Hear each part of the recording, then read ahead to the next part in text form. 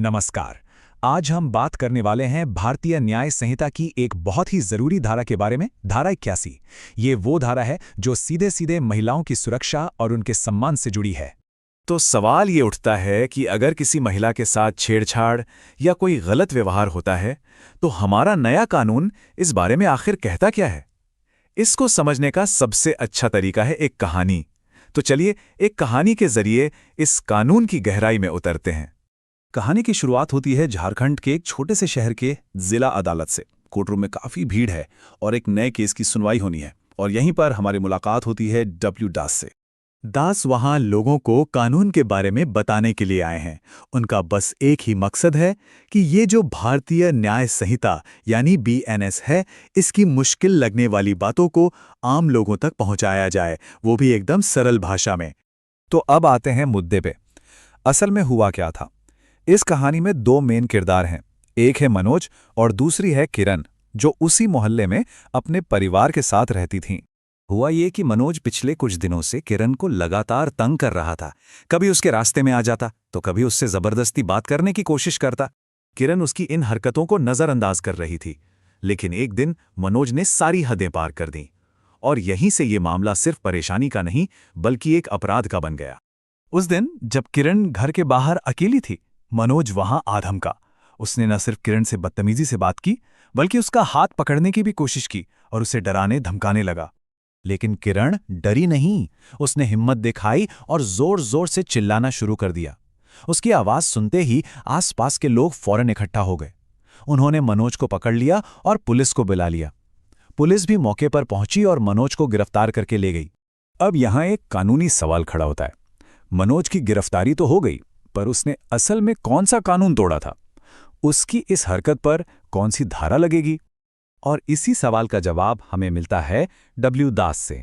जब यह केस अदालत में पहुंचा तो उन्होंने वहां मौजूद लोगों को समझाया कि इस केस को समझने के लिए हमें भारतीय न्याय संहिता की धारा 81 को समझना पड़ेगा। तो ये धारा 81 आखिर है क्या?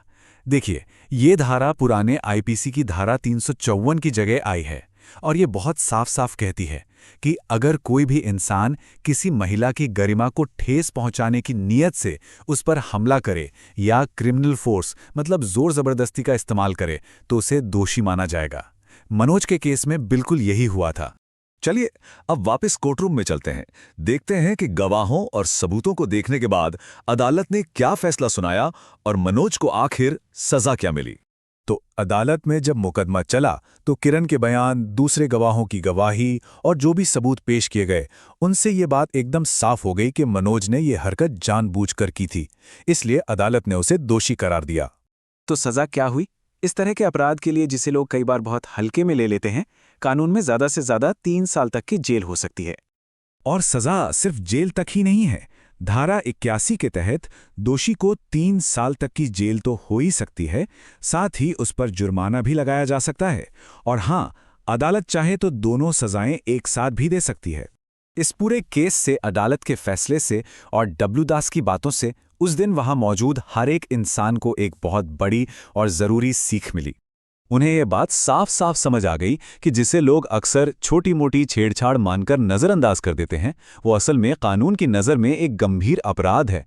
किसी भी महिला की गरिमा को ठेस पहुंचाना कोई मजाक नहीं बल्कि एक दंडनीय जुर्म है। और आखिर में डब्ल्यू दास ने जो बात कही वो इस पूरी चर्चा का सार है। उन्होंने कहा, हमें हमेशा महिलाओं का सम्मान करना चाहिए और कानून का पालन करना चाहिए। ये सिर्फ एक नैतिक बात नहीं है बल्कि एक कानूनी जिम्मेदारी भी है। तो ये पूरा मामला हमें एक बहुत अहम सवाल पर लाकर छोड़ देता है। कानून की जानकारी होना हमें सुरक्षित कैसे रखता है? सोचिए, किरण को अपने अधिकारों के बारे में पता था, तभी तो वो हिम्मत दिखाकर आवाज उठा पाई।